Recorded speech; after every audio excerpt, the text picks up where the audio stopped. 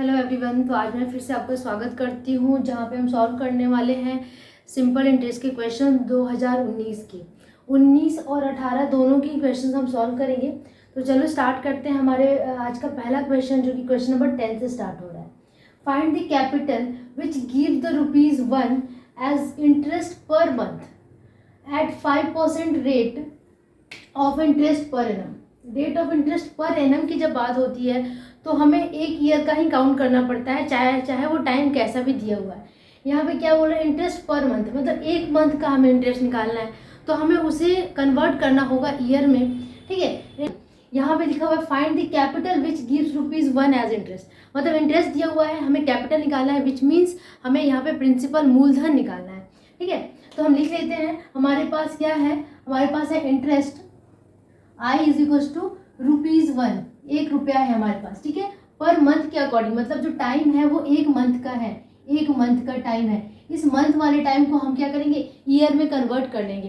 तो हम क्या लिखेंगे, 1/12 ईयर्स। 1/12 ईयर हो गया है ना। इसको जब ईयर में कन्वर्ट करते हैं तो 12 से हम डिवाइड करते हैं, because one year is equal to 12 month. ठीक है, अब यहाँ पे रेट दिया हुआ है, रेट इज गिवन ईयर 5%। तो हमें यहाँ पे निकालना है प्रिंसिपल। तो प्रिंसिपल इज इक्वल टू क्या होता है, 100 इंटू आई डिवाइडेड बाई जो बच गया T इंटू आर।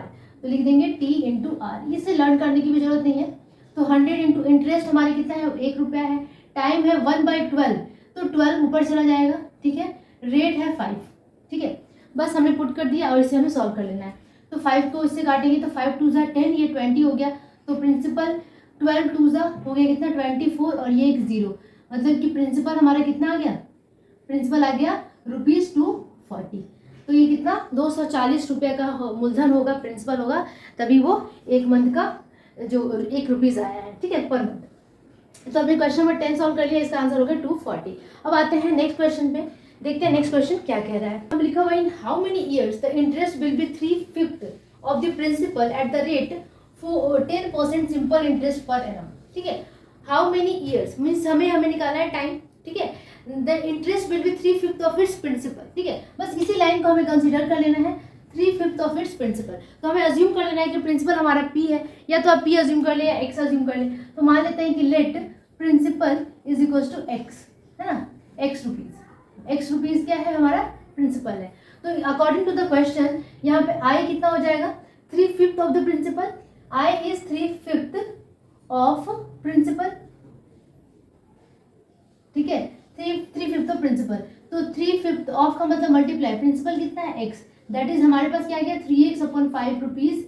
ये क्या हो गया हमारे पास, इंटरेस्ट। उसके बाद क्या कह रहा है, रेट इज गिवन है 10%, R इज इक्वल टू 10%, और हमें क्या निकालना है, हमें निकालना है टाइम। हमें निकालना है time in how many years. तो हमें टाइम निकालना है, टाइम का फॉर्मूला लगा देंगे 100 इंटू आई, मैं डायरेक्ट कर रही हूँ। आई का वैल्यू क्या है, 3x अपॉन 5 जो है वो नीचे आ जाएगा। ठीक है, टाइम निकालना है तो जो बचा वो क्या है, R बचा और P बचा। ठीक है ना, आई तो ऊपर चला गया, R और P को नीचे लिखेंगे। R कितना है हमारा, 10 है, और प्रिंसिपल कितना है, X है। ठीक है, अब इसे हम सॉल्व कर लेते हैं। तो X से X रिड्यूस हो गया, और ये 0 से 0 गया, और ये 5 2 10, मतलब कि 2 ईयर्स का टाइम हमें लगेगा। ठीक है, 2 ईयर्स का टाइम होगा। ठीक है, तो आंसर हमारा आगे कितना, 2 ईयर्स। अब आगे बढ़ते हैं नेक्स्ट क्वेश्चन जो कि 12 से स्टार्ट हो रहा है, और ये 2018 का क्वेश्चन है। 2018 यहाँ से स्टार्ट हो जा रहा है। 12, 13 और 14 3 क्वेश्चन आए थे 2018 में। एक और क्वेश्चन था जो कि मैंने गलती से लिख दिया था, वो आपका CI का क्वेश्चन था। तो जब CI सॉल्व करेंगे तो उसको हम कवर करेंगे। 12 नंबर देखते हैं, इंटरेस्ट ऑन ₹A, यहाँ पे A रुपीज है। ठीक है, at a side simple interest 10% per annum for B month is. B क्या है, मंथ है। ए यहाँ पे क्या हुआ, interest on ₹A, interest on ₹A, मतलब हमें इंटरेस्ट निकालना है ₹A का। ₹A क्या है, यहाँ पे प्रिंसिपल है।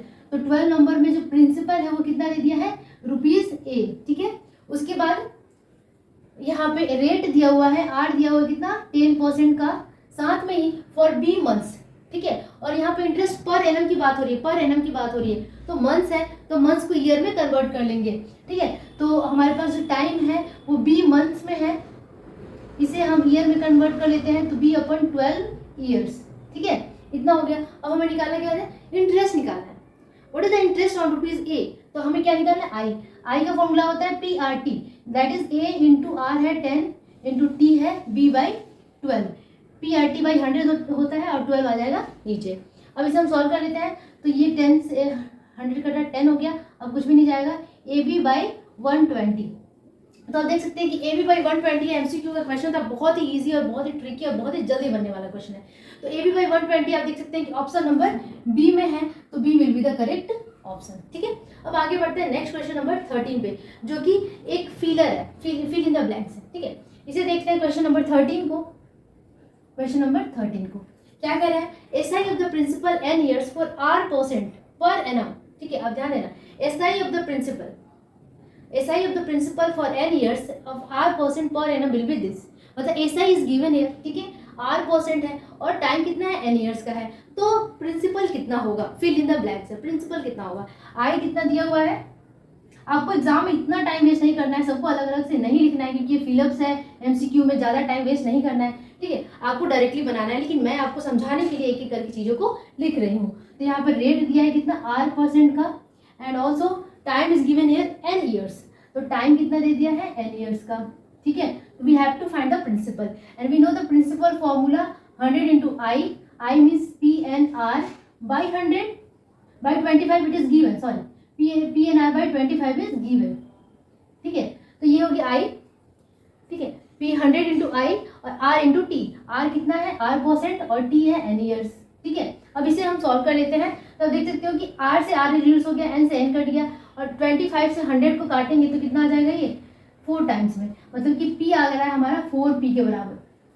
ठीक है, P आ रहा है कितना 4P के बराबर, तो यहाँ पे प्रिंसिपल क्या लिखेंगे 4P, then principal will be 4P and that is your answer. ठीक है, होपफुली आपको 30 नंबर समझ में आया होगा। अब हम सॉल्व करते हैं क्वेश्चन नंबर 14 को।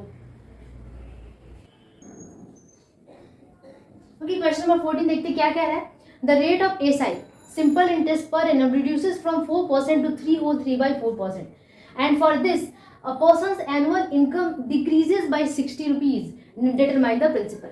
मतलब कि अगर जो एसआई का रेट है वो बढ़ जाता है कितना 4% से, सॉरी रिड्यूस हो जाता है, कम हो जाता है, रिड्यूस हो जाता है, रिड्यूसेस फ्रॉम 4% टू 303 by 4% हो जाता है, तो एक पर्सन का इनकम भी डिक्रीज हो गया, कितना 60 रुपीज़ डिक्रीज हो जाता है, तो उसने उसका प्रिंसिपल कितना था। ठीक है, तो आप देखिए कि यहाँ पे एसआई पे ही सारा कॉन्सेंट्रेशन है, हमें क्या करना है, एसआई निकालना है, इस वाले एसआई में से इस वाले एसआई को माइनस कर देंगे तो हमें मिल जाएगा कितना 60। ठीक है, reduces from this to this है, तो हमें एसआई निकालना है, तो सबसे पहले हम निकाल लेंगे कि एसआई